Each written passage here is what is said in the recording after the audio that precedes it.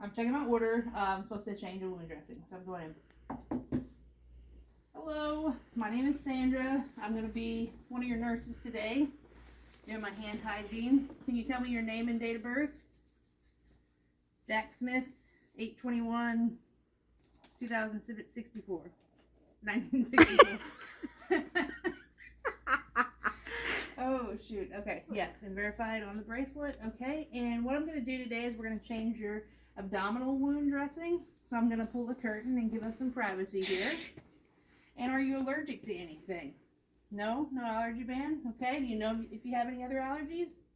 No. Okay. I'm going to move your bed up. And then I'm going to gather some supplies.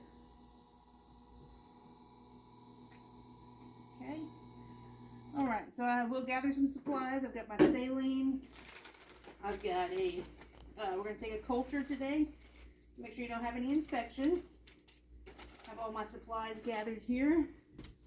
Also have a biohazard bag and a ruler to measure the wound. Okay. I'm going to lower your side rail and turn on your overhead light. Pretending like I turned on the light. You can turn it on. Oh, thank you. Okay. And first I'm going to perform some, ask you, how's your pain level right now? And if the patient replies greater than a 4, I'll check orders to see if he has any pain medications that are due. But this patient, let's say, reply to 2, so I can proceed, and we'll give him pain medication later if he needs it. I'm going to apply some non-sterile gloves, just clean gloves.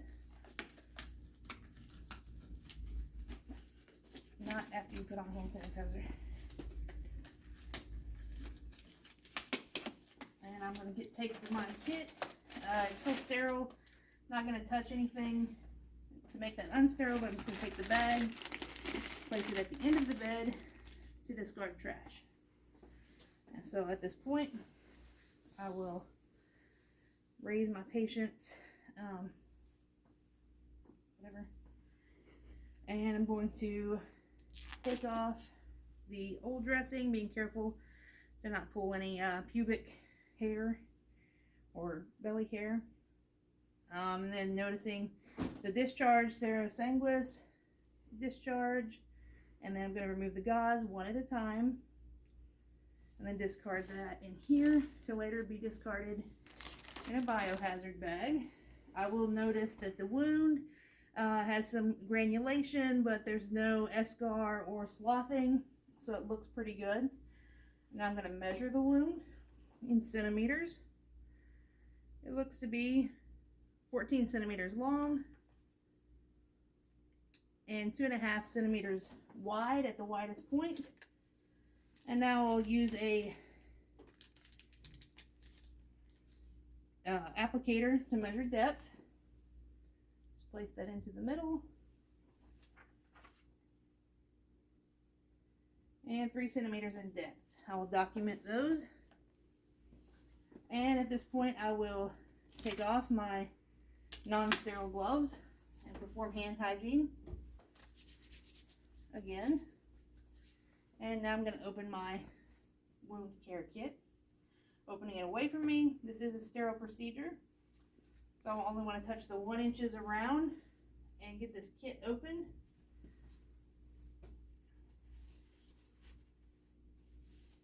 And the first thing I will do is take my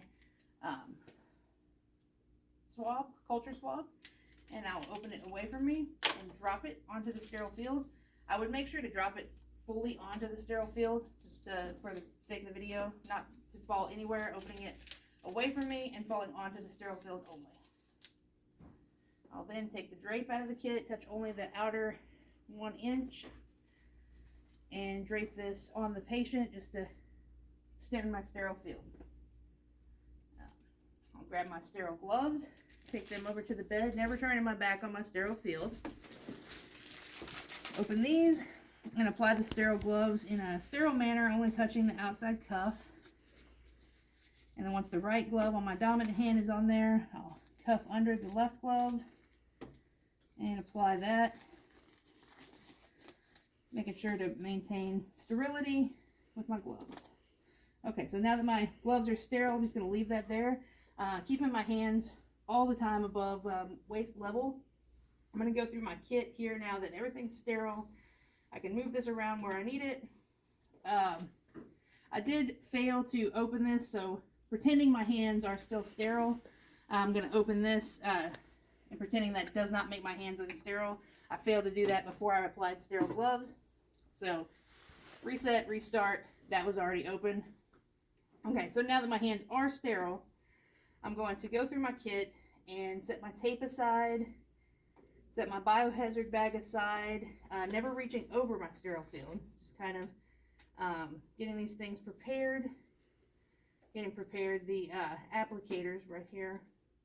All right, and so now I will use my non-dominant hand to pour saline into the reservoir, and I'm going to clean the wound. To clean the wound, I'll take my dominant hand and grab a piece of gauze, soak it, air it out, and carefully place it into the non-dominant hand, which is no longer sterile, and wipe one side top to bottom and discard. Take another piece of gauze, dip it in, carefully move to the other hand, wipe the other side top to bottom, discard. Take one more piece of gauze, wet it with my sterile hand, carefully transfer it to the non-dominant hand, and clean the inside and discard. Then I want to take another piece of gauze and just pat it dry from top to bottom and discard. At this point, I will take my sterile collection into my non-sterile hand, and with the sterile hand remove the top catheter. No, actually that's backwards, I'm sorry.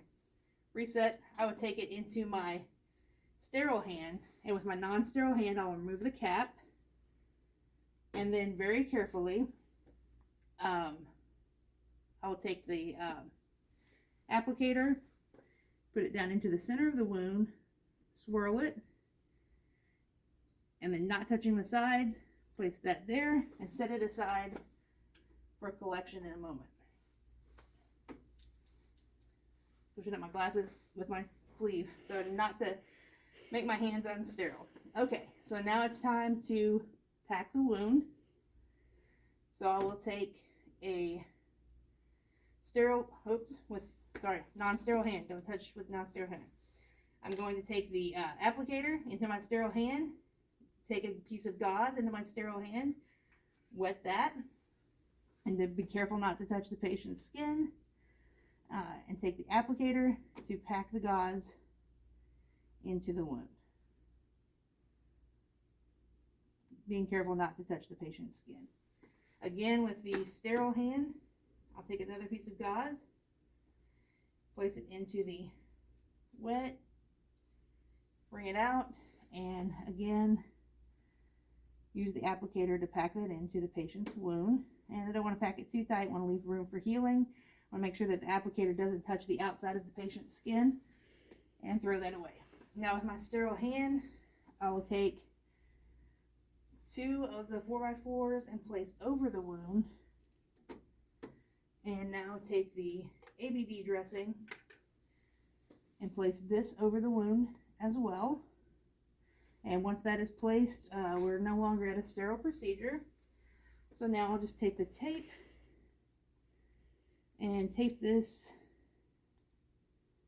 Might be easier than it sounds, especially with gloves on.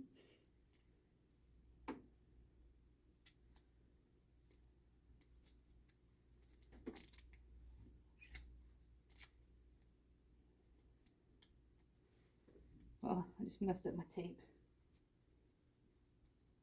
But, oh, there it is, okay. We're not in a sterile procedure, so it's fine. Once that's placed, the sterile procedure is done, so I'll tape that to this side. Just going like a window and taping all the way around the patient.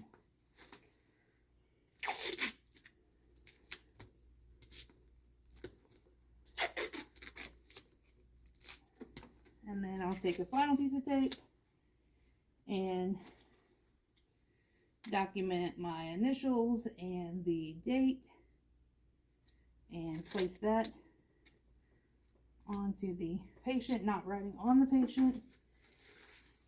And now I can take off my gloves, perform hand hygiene. Make sure to place this into the biohazard bag with a label on it. Make sure it's labeled with the patient's label, where it came from, all of the above. Place that into the biohazard bag to be sent down to the lab. Clean up the sterile field.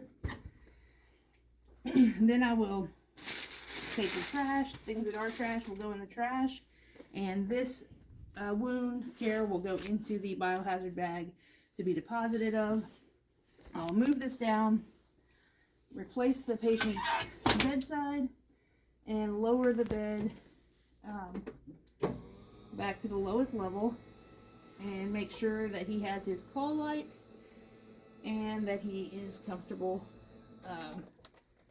Giving him his call light, pretending that this is a call light. There you go. And now I'll turn off the light and document the procedure into the electronic health record.